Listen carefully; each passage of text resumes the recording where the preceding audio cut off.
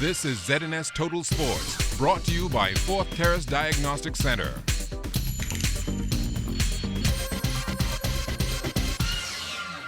Welcome to sports, everybody. You've seen it at events like the Olympics, and now the Bahamas getting into the sport of fencing. The current president of the Fencing Federation is Maestro Lewis, and he's kind of bridged the gap for fencing for the last couple of years. And it's under his direction that I was sent over to El Salvador to learn the basics of the sport of épée. Now in fencing, there are three different types of fencing, and épée is one of them. And the rules of épée are whole body, so you can target anywhere on the body, and first touch wins. So we went there and we were trained under a Polish coach who had trained Olympians before, and he was actually training us how to train other people. So, starting from the very basics all the way to the high level stuff. KFC, in conjunction with the Bahamas Cricket Association, closing out its second annual Nassau six-a-side tournament yesterday at Haynes Oval. The Pacesetters won the championship, beating St. Agnes in the final. And overall, organizers deemed it a very successful event. The tournament started on Saturday with 6 teams. We had BUT, Police, St. Agnes, St. George's, Westerns, and Pacesetters. KFC sponsors cricket in New Zealand, Australia, Asia. They even sponsor cricket in India. And they sponsor Test cricket, big-time professional cricket. So from last year, we thought that we should ask them to do something here. They did it last year, and this year they celebrated their 50th anniversary in the Bahamas and did it again. And I'm hoping that we could get them to continue with this six-a-side cricket because it's very exciting. Only 6 players on the field, and it's short. And it has brought out a lot of spectators. We had a crowd here yesterday, and we hope that as we go on, eventually may be able to bring in foreign teams to come in and play and have something like the Hong Kong Sixes. From the pro basketball ranks yesterday, Jerron Keno Burrows had 4 points, 8 rebounds, and 3 assists as Province Basket stayed alive in their best of 3 semifinal series with Nantes. That was in the French Pro B division. Province Basket won by the slimmest of margins, 67-66, with the series tied at a game apiece. Game 3 is set for Thursday. Down in Argentina, David Nesbitt finished up with 11 points and 5 rebounds for Olympico, but that came in an 86-73 Game 2 loss to San Martin in quarterfinal round action.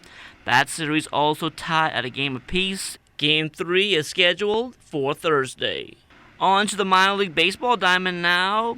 Florida suffering a 1-0 loss yesterday to St. Lucie in the Class A Advanced Florida State League. Anthony Seymour went 2 for 4 with a double. The Providence Old Timers Softball Association on the field yesterday. It's still early in the season, and Commissioner Valentine Moore spoke about how it's been going so far. So far it's been very good. We had initially 2 teams that were sort of tentative in entering the league, but they're just about worked out now, and we've got all the kinks ironed out pretty much, and we're sailing, ready to go. How's the competition been? Very keen. In the Boyceville Bradshaw division, I think probably 7 out of the 9 teams that are 2-0. What are the expectations now for the rest of the season? The rest of the season should go pretty good. We should have smooth sailing, very competitive, and you should see some top-notch playing being done out here because the guys are all getting in shape as they play. Some of the pitchers still could throw some funny stuff at the guys and make them look bad, and that's part of the fun. That's what the fans love. The Coors Light Rockies were one of the teams who picked up a win yesterday, and they're now back to 500 on the season. The first 2 games we lose was like we was fighting to get the guys out, season just started and the guys wasn't really committed like that, but now we get a group of guys, we get it together now.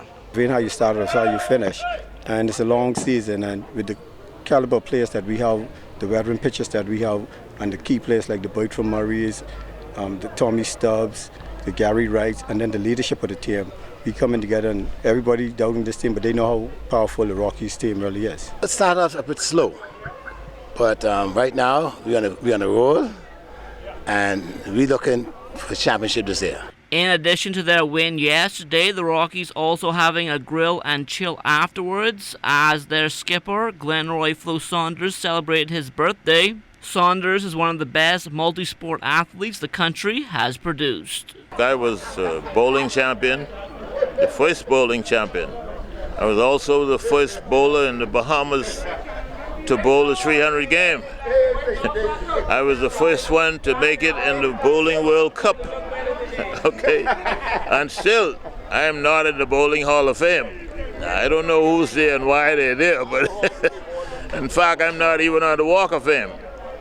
You understand me? I don't know why. I was also a pool champion. I won the first Gold Star tournament in the Dundas Civic Center. Okay, the very first one. All the islands competed. At the end of the day, I won the tournament. All right, I played baseball. I won the first game in Wichita, Kansas. We went there for 2 years and never won a game.